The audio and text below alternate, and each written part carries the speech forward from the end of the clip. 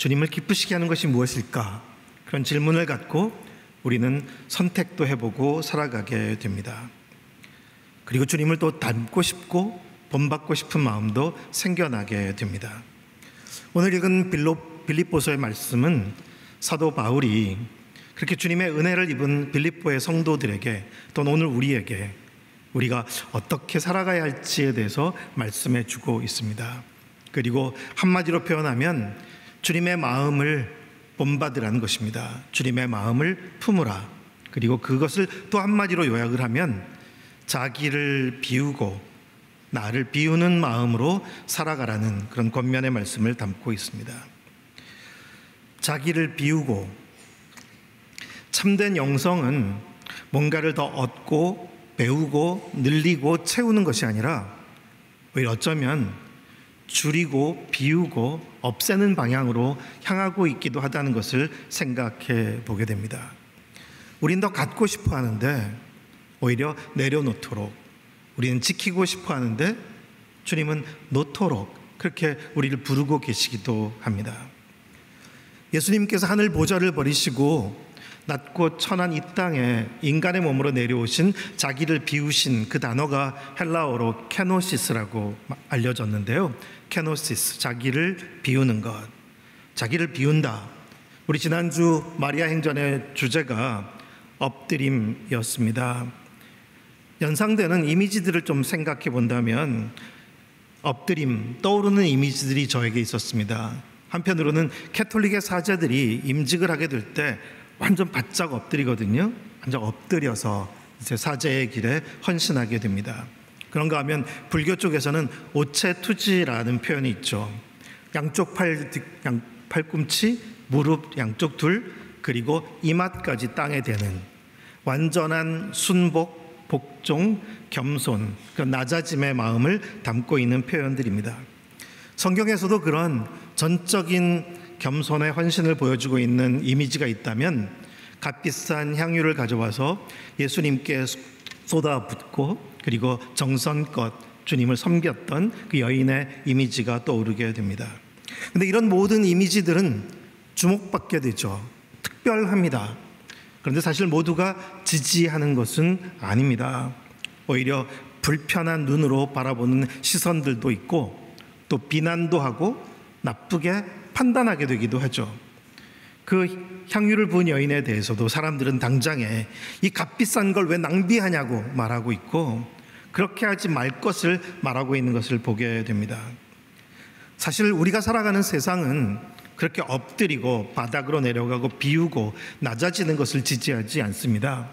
오히려 당당하게 살아가는 것을 더 선호하죠. 당당하게 살라고 말합니다. 오히려 자신의 의견을 따라서 생각을 따라서 뜻을 세우고 그것을 따라 사는 것이 더 옳다고 주장하는 그런 시대를 우리는 살아갑니다. 내 인생은 누구 겁니까? 다 내 인생은 나의 것이라는 그런 생각이 강한 그런 시대 속을 우리는 살고 있습니다. 우리도 가만히 생각해 보면 우리 생각 많죠.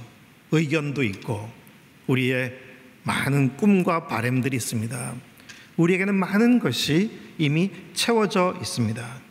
그런데 예수님은 사랑하는 제자들에게 나를 따르라 하시면서 누구든지 나를 따라오려거든 자기를 부인하고 그렇게 말씀하십니다. 왜 주님을 따르려면 부인을 해야 하는 것일까? 부인한다는 것은 내게 있는 그 모든 것을 그래서 사실 아무것도 아니라는 것을 말하는 태도라면 비워가는 것을 말하는 것이기도 하겠죠. 예수님의 마음을 본받으라고 하는 사도 바울도 자기를 비우는 겸손의 길로 우리를 초대하고 있습니다. 왜 비워야 하는 걸까? 질문을 하나 하겠죠. 여러분, 채우는 게 쉬울까요? 비우는 게 쉬울까요? 채우는 것이 쉽죠. 왜냐하면 저절로 채워집니다. 특별한 노력을 하고 있지 않아도 우리는 저절로 채워집니다. 우리가 가지고 있는 물건들도 줄어드나요? 늘어나나요? 우리가 알지 못하게 늘어나요. 그래서 이사를 한번 해보면 알지만 이렇게 짐이 많은 줄 몰랐어요. 그리고 그 짐을 줄여야 되겠다 싶지만 잘 안 줄어요. 계속 늘어나는 것이 물건입니다. 그리고 우리의 지식도 계속 늘어나는 거죠. 줄어들지 않습니다. 우리의 경험도 늘어나는 것이고요. 우리는 점점 더 많은 것으로 채워지고 있고 또 채워질 것입니다. 채우는 것은 그렇게 다 저절로 됩니다. 하지만 그것을 비우는 것이 그래서 너무 어려운 것이겠죠. 우리가 우리 자신을 소개할 때도 조영 목사님이 저를 어떻게 소개할지 물어보시더라고요. 제가 그냥 답을 안 드렸어요. 저는 한국에서는 목회자로 주로 있었기 때문에 늘 사람들은 저를 목사로 보게 되는 거죠. 저는 캐나다에 96년도에 가서 공동체를 이루는 사람들에게 속해서 거기서 공동체에 대해서 많이 경험하고 배우면서 거기서는 늘 형제였습니다. 그러니 사람들은 저를 형제 중에 한 사람으로 보게 된 거죠. 그리고 나중에 파키스탄에서 4년을 지내게 될 때는 동료 선교사들 사이에서는 선생님으로 칭하면서 지내지만 저희가 살아가는 동네 무슬림 사람들은 누군지 모르는 거죠. 저는 무명에 알지 못하는 호기심이 있는 대상에 불과한 것입니다. 그저 동네 사람으로 새로 찾아온 것입니다. 어쩌면 그게 참 편하기도 했어요. 아무것도 없는, 저에 대해서 알려진 것이 없는 그것이 참 편하기도 했습니다. 예수님은 내가 어떤 사람이기를 원하실까요? 예수님께서 나를 통해서 일하시기를 원하신다면 나는 어떤 사람이어야 할까요? 캐나다에서 살아가는 과정에 캐나다의 원주민들, 우리는 인디언이라고도 알게 되었던 원주민들이 겪었던 고통의 이야기들을 참 많이 듣게 됐었습니다. 아마 뉴스를 통해서 여러분들도 접한 분들이 있을 것입니다. 오래전에 기숙사 학교들을 많이 세웠었는데 원주민 자녀들을 교육시키려는 학교였죠. 그런데 그 학교가 있었던 부지에서 아이들의 집단 매장 뼈들이 발견되게 되면서 그것이 큰 뉴스거리가 됐었습니다. 그런 비극적인 일들은 왜 생겨나게 됐을까? 그 상황들을 찾아보고 들어보게 되면 오래전에 유럽에서 온 크리스천들이, 사역자들이, 교회가 적극적으로 이제 원주민들을 선교를 하겠다고 나선 것입니다. 그런데 1세대들은 바뀌기가 어렵잖아요. 그러니까 다음 세대라도 빨리 교육시켜야 되겠다 싶어서 부모의 동의도 받지 않은 상태에서 아이들을 강제로 먼 곳으로 이주시켜서 기숙사 학교 안에 집어넣고 소위 기독교 교육을 시키게 된 것입니다. 그러면서 그들이 개화되는 것을 추구했던 것이죠. 하지만 그 과정에서 강하고 높은 마음으로 아이들을 함부로 대하게 된 것이고, 그러다 보니 비극적인 일들이 많이 벌어지게 되었습니다. 아마도 그 사역에 참여했던 사람들은 우리는 주님을 사랑하고 또 주님을 기쁘시게 하기 위해서, 주님의 사랑을 전하기 위해서 이 일에 헌신했다고 자부했을 것입니다. 다른 사람들은 편한 도시 생활을 하고 있다면 우리는 상대적으로 오지에 그렇게 아이들과 함께 모든 시간을 보내며 열심히 귀한 일을 하고 있다고 생각했었겠죠. 제가 나중에 원주민 출신의 사역자 한 분의 이야기를 들어본 적이 있는데 그분은 그렇게 말했습니다. 우리는 미셔너리, 선교사라는 말을 정말 싫어한다고. 이유는 선교사라는 이름으로 자신들에게 저질러졌던 그런 무서운 폭력과 어려움들을 알고 있기 때문인 것입니다. 이제 와서 돌아보면 잘못됐다는 것을 생각하게 되어서 공식적으로 교회도 사죄를 하는 일들이 있었지만 다시 돌아보면 그런 질문이 생깁니다. 그때 그들이 그렇게 헌신했던 그분들이 정말 주님의 마음을 헤아릴 수 있었더라면, 그리고 그들이 상대방, 그들에 의해서 선교의 대상이 되어버린 그 사람들의 심정을 조금이나마 헤아리는 마음을 가졌더라면, 그리고 그때뿐만 아니라 이제는 100여 년 이상의 긴 세월이 지나간 지금까지도 그 후유증이 얼마나 큰지, 그 역사적인 결과들까지 내다볼 수 있었더라면, 그런 질문이 생깁니다. 나라는 인간은 그렇게 취약합니다. 나름 잘하고 있다고 생각하는 것 같아도, 주님을 위한다고 생각하는 것 같아도 전혀 주님과는 다를 수 있는 것이죠. 그 기숙사 학교가 있었던 오래전의 사진들을 보면 교실에도 다 하나님은 사랑이시다 크게 쓰여져 있고 십자가가 달려 있고, 모든 아이들은 거기서 기독교 교육을 받은 것입니다. 하지만 이제 100여 년이나 되는 긴 세월이 지난 후에 그 원주민 부족들이 살아가는 그런 보호구역마다 아이들은 우울증과 절망 속에 놓여져 있고, 자살률은 캐나다에서도 가장 높은 아이들이 되고 말았습니다. 내 안에 무엇이 있을까? 자기를 비우신 예수님을 본받는다는 게 왜 중요할까 생각해 보게 됩니다.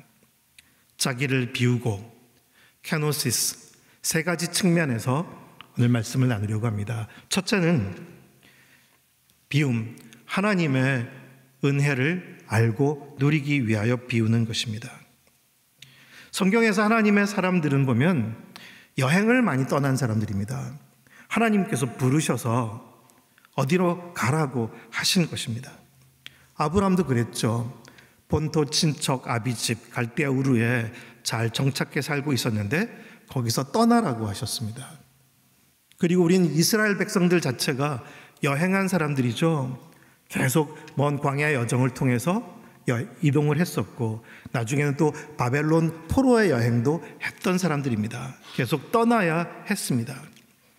예수님의 제자들, 예수님을 따르는 순간부터 떠나야 했습니다. 익숙한 고향을 떠나고 일숙한 삶의 자리를 떠나서 새로운 곳으로 옮겨가게 되었습니다. 창세기 12장 1절 2절 말씀을 함께 읽어보도록 하겠습니다. 시작. 여호와께서 아브라함에게 말씀하셨습니다. 내 고향, 내 친척, 내 아버지의 집을 떠나 내가 내게 보여주는 땅으로 가거라. 내가 너를 큰 민족으로 만들고 내게 복을 주어 내 이름을 크게 할 것이니 내가 복의 근원이 될 것이다.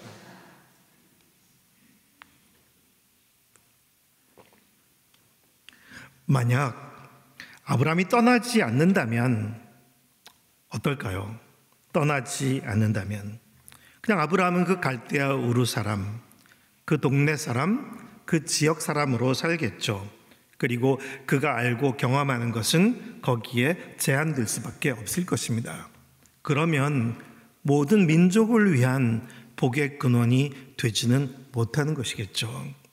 하나님의 어마어마한 큰 세계를 알아가지도 못할 것이고, 그저 익숙한 그대로 거기서 하나님을 경험한 사람으로 머물러 있게 될 것입니다. 그가 진정 하늘의 복을 경험하고 알기 위해서는 그가 그 하나님의 복을 또한 알 뿐만 아니라 다른 사람들에게도 나타내는 통로가 되기 위해서는 그에게 익숙한 곳으로부터 벗어날 필요가 있었던 것입니다. 그에게 주어진 것이 악해서가 아니라, 우리에게 주어진 모든 것이 잘못된 것이 아니라 하나님께서 주신 선한 선물들이지만 그것에 우리가 매여 있어서, 그것만으로 채워져 있어서 하나님의 더 큰 은혜를 모를 때가 참 많은 것입니다. 익숙한 곳을 떠난다는 것은 쉬운 일은 아니죠. 많은 것을 포기해야 합니다. 안전도 내려놓아야 합니다. 그런데 예수님은 제자들을 보내실 때도 잃으면 얻으리라. 예수님은 자기를 부인하라는, 그리고 너희가 이것저것 너무 많이 갖고 따르지 말라는 말씀도 주시면서 언제나 잃으면 얻으리라. 거꾸로 표현하면 갖고 있으면 잃어버리지 않고 얻으려고만 하면 오히려 중요한 것을 잃는 것입니다. 우리가 하나님의 더 큰 은혜를 알고 누리고자 한다면 우리는 비울 필요가 있고 잃어버릴 필요가 있는 것입니다. 우리 인간에게는 누구나 불안 심리가 있죠. 우리는 불안한 부분이 있습니다. 근데 불안하기 때문에 우리는 뭔가를 갖고자 합니다. 그래서 가지게 된 것으로 위로를 받게 되죠. 영어 표현은 호더라고 표현되는 사람들이 있어요. 호더. 이것저것 계속 모아 쌓아두는 사람을 이제 호더라고 하는데, 별의별 다양한 호더들에 대한 말들이 나오고 있습니다. 사이버 호더도 나오고, 하여튼 물건들에 대해서도 그렇죠. 저소득층, 홈레스, 노숙자들 중에도 짐이 어마어마하게 많은 사람들이 있어요. 계속 갖는 것은 되는데 버리는 것이 잘 안 되는 것입니다. 우리는 호더로 살아가고 싶은 사람은 아닐 것입니다. 하지만 주님은 우리의 마음을 아십니다. 불안한 마음 때문에 우리가 자꾸 뭔가를 가지려고 한다는 것을. 이스라엘 백성을 광야길을 걸어가게 하실 때도 하나님 말씀하셨죠. 너희에게 만나와 메추라기 매일 줄 거라고. 그러니 너희가 그날 얻은 것 남겨두지 말라고. 그런데 사람들은 그것을 남겨두죠. 왜 남겨뒀을까요? 불안한 것입니다. 내일 주실까? 여기에 대한 확신이 없는 거죠. 불안하니까 남겨두는 것입니다. 또 안식일에는 나가도 없다. 그러니 나가지 마라. 그 전날 이틀분을 줄 테니까 나가지 않아도 된다. 그런데 사람들은 또 나갑니다. 왜 나갈까요? 역시 불안한 것입니다. 그래도 더 채워놔야 안심이 되니까. 그래서 또 나가보는 거죠. 하지만 그런 시도가 헛된 것이라는 것을 주님은 계속 이스라엘 백성의 역사를 통해서 알려주시는 거죠. 아이들도, 불안한 마음의 아이들은 뭔가를 자꾸 챙깁니다. 놓지를 못합니다. 물건에 대한 집착이든 이것저것에 대한 집착이 많아지게 되는 거죠. 주님은 우리가 불안해하지 않기를 바라시고 두려워하지 말라. 내가 너에게 무엇이 필요한지 알고 있다. 그러니 너는 붙잡고 있지 않아도 된다. 그래서 때로 우리가 지니고 있던 것을 내려놓게 말씀하시는 것입니다. 우리가 보다 자유로워지기를 바라시는 주님. 헤르만 헤세의 데미안에 나오는 한 글을 여러분에게 보여드릴게요. 함께 읽어볼까요? 새는 알을 깨고 나온다. 태어나려고 하는 자는 하나의 세계를 파괴하지 않으면 안 된다. 알 속에 있으면 더 안전하죠. 거기서는 안전합니다. 하지만 모든 새는 거기 있도록 만들어진 게 아닌 거죠. 언젠가는 반드시 알을 깨고 나와야 합니다. 우리의 믿음의 여정이 그와 비슷합니다. 우리는 우리가 생각하는 안전지대, 안전장치 안에 그냥 있고 싶은데, 주님은 그런 우리를 더 자유롭게 하시려고, 더 크게 하시려고 하나님의 세계 안으로 우리를 초대하시는 것입니다. 그래서 예수님의 말씀, 자기를 부인하라는 말씀은 그런 뜻이 담겨져 있는 것입니다.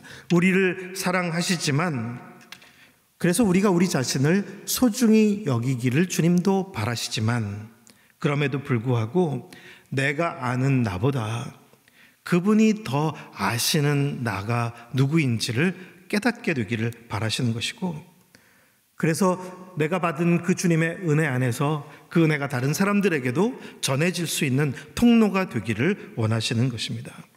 아브라함에게 늦둥이로 주셨던 이삭을 번제물로 바치라고 하신 이야기도 같은 내용이죠.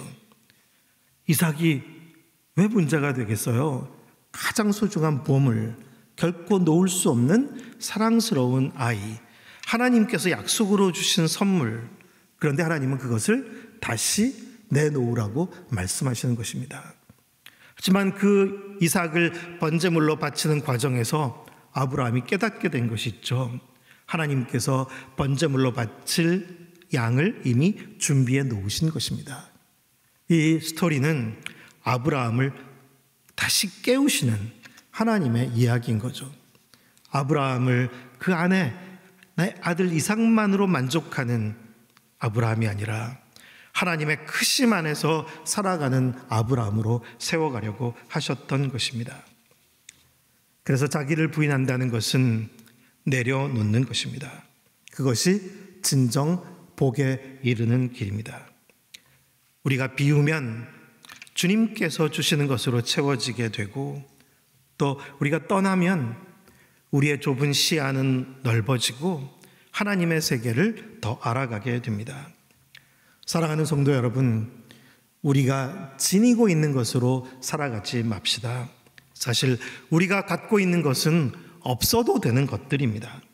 그리고 우리가 사람들로부터 인정받아야만 된다고 생각하지도 맙시다. 그것으로 사는 인생도 불행한 것입니다. 하나님께서 우리를 인정하시면 충분한 것입니다. 채우고 지키려고 하기보다는 비우고 내려놓으면 하나님께서 우리에게 예비하신 더 풍성한 은혜와 복을 더 누리게 될 것입니다. 그렇게 나를 위해서 더 소중한 선물을 준비하고 계신 하나님의 은혜를 사모하며 자기를 비우는 우리 모두가 되기를 축원합니다. 두 번째는 비움, 하나님께서 나를 통해 일하시도록 하는 것입니다. 예수님의 제자들이 예수님을 따라 나섰을 때 이런 말 한 적 있죠. 주님, 저희는 주님을 위해서 모든 것을 다 버렸습니다. 다 잘 못 버리는 사람들을 보면서 우리는 주님 다 버렸어요. 그렇게 자부하고 있었습니다. 그런데 사실 제자들이 그때도 못 버리고 있었던 게 있죠. 뭘 못 버리고 있었을까요? 분명 그물과 배, 아버지 다 버려두고 주님을 따른 건 맞는데 그들이 버리지 못한 게 있었어요. 내 생각, 내 꿈, 내 판단, 그것은 여전히 갖고 있는 것입니다. 내 생각을 갖고 내 꿈을 갖고 예수님을 따르는 것입니다.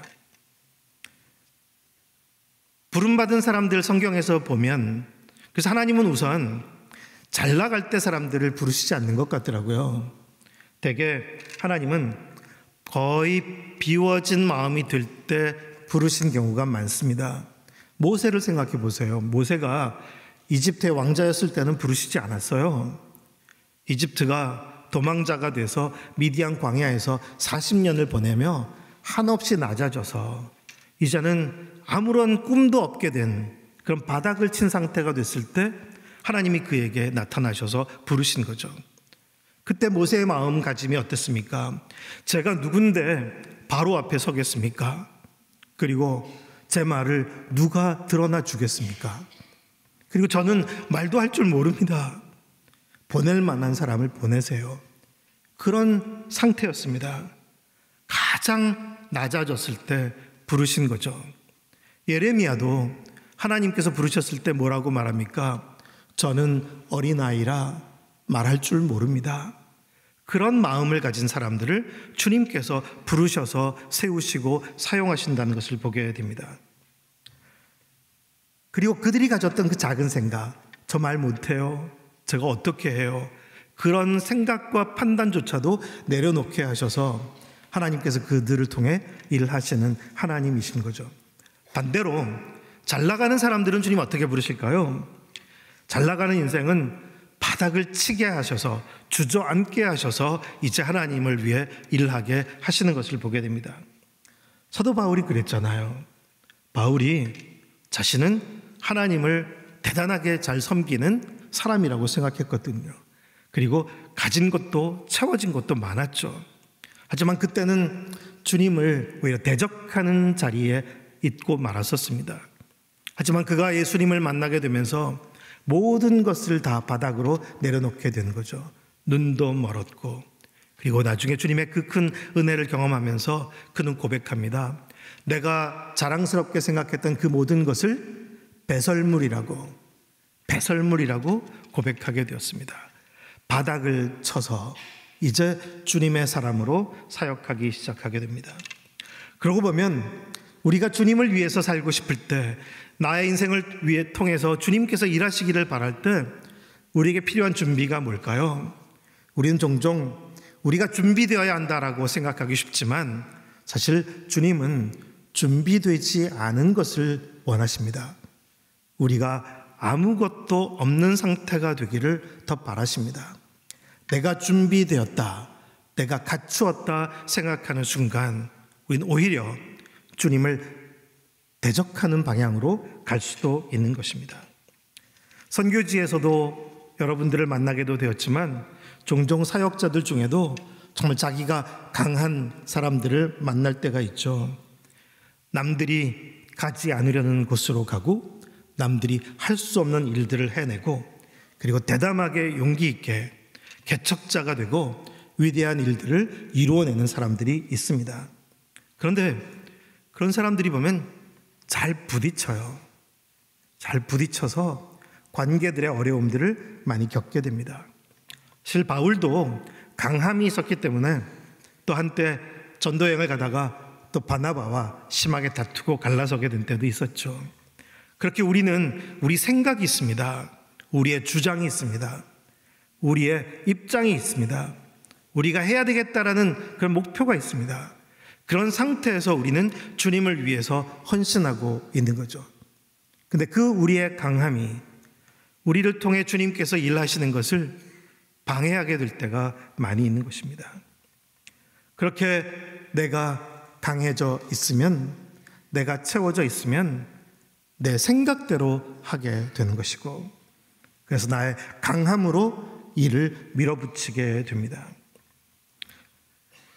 자기를 부인하는 겸손한 마음을 지니면 어떻게 다를까요? 오늘 빌립보서의 말씀 중에 3절과 4절 말씀을 함께 읽어보도록 하겠습니다. 3절 4절입니다. 무엇을 하든지 이기심이나 허영으로 하지 말고 서로 겸손한 마음으로 다른 사람들을 자기보다 낮게 여기십시오. 여러분은 각자 자기 자신의 일을 돌아볼 뿐더러 다른 사람의 일도 돌아보십시오.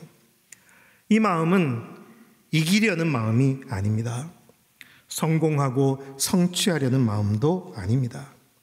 그저 나를 통해서 주님의 은혜가 다른 사람들에게도 전해지기를 바라는 그런 마음인 거죠. 채워진 그릇이 아니라 빈 그릇으로, 생각과 주장이 강한 사람이 아니라 그런 것 없는 사람처럼 그렇게 있는 것입니다. 그러면 내가 비워지면 내 안에 계시는 주님께서 더 잘 드러날 수 있는 거겠죠. 우리가 사랑하는 예수님은 분명히 뜻을 정하고 길을 가시는 분이었습니다. 예수님도 누구도 갖지 못할 열정과 헌신의 삶을 갖고 계셨습니다. 하지만 예수님은 결코 서두르거나 조급하신 분이 아니었고 누군가를 강하게 밀어붙이거나 예수님의 생각대로 그렇게 끌고 가려는 분이 아니었습니다. 예수님은 그저 아버지의 뜻이 이 땅에 이루어지기를 바라는 마음으로 자신을 비우는 삶을 계속 사셨습니다. 그래서 십자가를 앞에 두고도 겟세마네 동산에서 기도하실 때 우리 모두가 잘 아는 기도문이 있죠. 누가복음 22장 42절의 말씀을 우리가 함께 기도합니다. 아버지여, 만일 아버지의 뜻이면 내게서 이 잔을 거두어 주십시오. 그러나 내 뜻대로 하지 마시고 아버지의 뜻대로 되게 하여 주십시오. 그렇게 비우고 비울 때 우리를 통해서 주님의 선하신 뜻이 이루어지게 될 것입니다. 그 마음을 잃어버리지 않는 우리 모두가 되기를 축원합니다. 세 번째는 비움, 다른 사람들을 위하여입니다. 인간은 누구나 우리에게 호오, 좋고 싫음이 있죠. 정말 좋은 게 있고 싫은 게 있고요. 사람도 좋은 사람이 있고 정말 싫은 사람이 있을 것입니다. 우리는 개성도 있고 각자의 취향도 있고 각자의 라이프 스타일이 있습니다. 그리고 누구에게도 무시당하고 싶지 않고 존중받으며 살아가고 싶은 마음을 갖고 있습니다. 그런데 우리가 정말 다른 사람을 위하는 마음을 갖는다면 어떻게 달라지는 것일까? 사도 바울의 고백을 통해서 한번 생각해 봅니다. 고린도전서 9장 19절부터 23절의 말씀인데요. 함께 읽도록 하겠습니다. 내가 모든 사람에 대해 자유로우나 스스로 모든 사람에게 종이 됐습니다. 이는 내가 더 많은 사람을 얻기 위해서입니다. 유대 사람들에게 내가 유대 사람처럼 된 것은 유대 사람을 얻기 위해서입니다. 나 자신이 율법 아래 있지 않지만 율법 아래 있는 사람들에게 내가 율법 아래 있는 사람처럼 된 것은 그들을 얻기 위해서입니다. 내가 그리스도의 율법 아래 있기 때문에 하나님의 율법을 떠난 사람이 아니지만 율법 없는 사람들에게 율법 없는 사람처럼 된 것은 그들을 얻기 위해서입니다. 연약한 사람들에게 내가 연약한 사람처럼 된 것은 연약한 사람들을 얻기 위해서입니다. 내가 여러 사람에게 여러 모양이 된 것은 어떻게든지 몇 사람이라도 더 구원하기 위함입니다. 이 마음이 선교사의 마음이잖아요. 이런 마음을 갖고 타문화권에 가서 그들처럼 살아가려고 하는 것이겠죠. 그런데 이 마음은 선교사로 나가는 사람에게만 필요한 게 아니라 사실 우리의 일상에서도 너무나 소중한 필요한 마음입니다. 우리가 사랑하는 가족들에게도 이런 마음을 가지면 어떨까요? 나에게 맞추려고 하기보다 내가 맞춰주려고 하는 그런 마음을 갖는 것입니다. 사실 나를 비우지 못할 때는 우리는 기본적으로 나에게 맞추라는 것입니다. 나처럼 되라. 내가 옳다. 이렇게 해야 한다. 그것이 나를 비우지 않은 상태에서 우리가 다른 사람들과도 관계를 맺는 것이죠. 근데 심지어 선교까지 그렇게 높은 마음으로 진행될 때가 있었습니다. 앞서도 언급했었지만 그런 북미의 원주민들 선교도 그렇게 진행되었고, 그리고 오늘도 사실 아시아와 아프리카의 많은 나라들이 복음화가 좀 어렵습니다. 근데 그 이유가 뭘까? 그 이유는 대부분의 아시아와 아프리카 나라들이 서구 유럽 기독교 국가들의 침략과 지배를 많이 받았습니다. 그러니 기독교인들에 의해서 당했던 고통들이 있는 거예요. 그런데 한국은 좀 독특합니다. 한국은 가장 좀 복음을 쉽게 받아들이고 부흥하게 된 나라잖아요. 이유가 뭘까? 한국은 아시아나 아프리카의 다른 나라와 달리 비기독교 국가 일본의 압제와 착취를 받았습니다. 그러다가 나라가 바닥을 쳤을 때 주로 서구 기독교 국가들의 도움, 섬김을 참 많이 받았어요. 그래서 우리 한국 땅에 오게 된, 조선 땅에 오게 된 선교사들은 침략자로 온 것도 아니고 지배자로 온 것이 아니었습니다. 그저 낮은 마음으로 와서 섬기는 역할을 가장 많이 한 것입니다. 그래서 열매가 더 풍성해진 것이죠. 이제 우리는 오늘의 교회도 선교사들을 많이 보내기도 했지만 우린 또 다른 시대를 살아가게 됐죠. 많은 외국인 노동자들이 들어오고 또 다문화 가정들도 많아지게 되면서 이제는 다문화 사회가 빨리 되어가고 있습니다. 그러다 보니 그런 다문화 가정, 외국인 노동자들을 위한 선교도 활발해지는 것 같습니다. 이제는 선교지에 나가지 않아도 선교의 대상들이 아주 가까이 와 있는 거죠. 제가 한국에 2010년부터 5년 동안은 탈북자 사역을 했었는데요. 그때도 북한 선교의 마음을 가진 사람들이 북한으로 갈 수는 없으니 북에서 온 탈북 지체들을 섬기려는 귀한 마음으로 많이 찾아오게 됐었습니다. 그런데 우리가 가서 선교하는 것이 아니라 찾아온 이들에게 복음을 전하려고 할 때 가질 수 있는 위험한 증상들이 있습니다. 그것은 무엇이냐면 복음을 전하는 쪽, 이제는 그들을 돕겠다고 한 쪽이 채워져 있는 것입니다. 우리가 비워진 것이 아니라 우리는 많이 갖고 있고 우리가 강자 쪽인 것이고 우리가 더 알고 있는 쪽이고, 그러니 우리처럼 되라고 하는 것입니다. 선교지로 나갈 때는 우리가 그들처럼 되려고 나의 언어도 포기하고 나의 음식도 포기하고 나의 라이프 스타일도 포기하고 처음부터 거기서부터 배우려는 태도를 갖고 나를 비우고 가는 것이 선교라면, 우리에게 찾아온 사람들에게 선교하는 사람들은 그 마음을 갖지 않는 거예요. 우리가 가진 거예요. 우리가 다 알고 있는 거예요.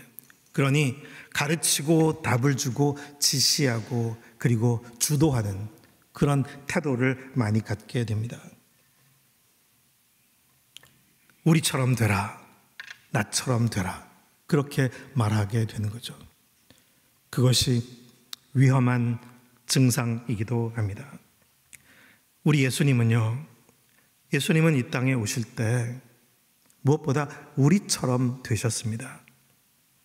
하늘 보좌를 버리시고 하나님과 동등한 분이셨지만 그 모든 기득권을 버리시고 사람의 모양으로 우리처럼 찾아오셨고, 또 이 땅에서도 가장 낮은 계층에 있는 사람들의 친구가 되셔서 그들과 함께 먹고 마시며 그들의 마음을 열 수 있는 너무나 좋은, 그들과 비슷한 친구가 되셨습니다. 예수님은 그래서 제자들도 그런 마음을 갖게 되기를 바라셨던 거죠. 우리가 알듯이 예수님의 제자들 야고보와 요한은 심지어 어머니까지 모시고 와서 청탁도 한번 했잖아요. 주님 나라에서 우리 둘 우편과 좌편에 앉게 해주십시오. 그때 제자들의 마음은 무엇입니까? 주님, 우리를 높여주시면 더 주님의 영광을 드러내겠습니다. 어쩌면 그런 마음은 대부분의 그리스도인들도 가질 수 있어요. 주님, 잘 되게 해주시면, 우리가 높아지면, 우리가 결국 누리게 되면 그 다음에 잘 나눌게요. 사실 그것이 우리가 갖기 쉬운 마음입니다. 우리가 줄게요. 가르칠게요. 우리가 이제는 모든 것들을 주님 원하시는 방법으로 만들어 볼게요.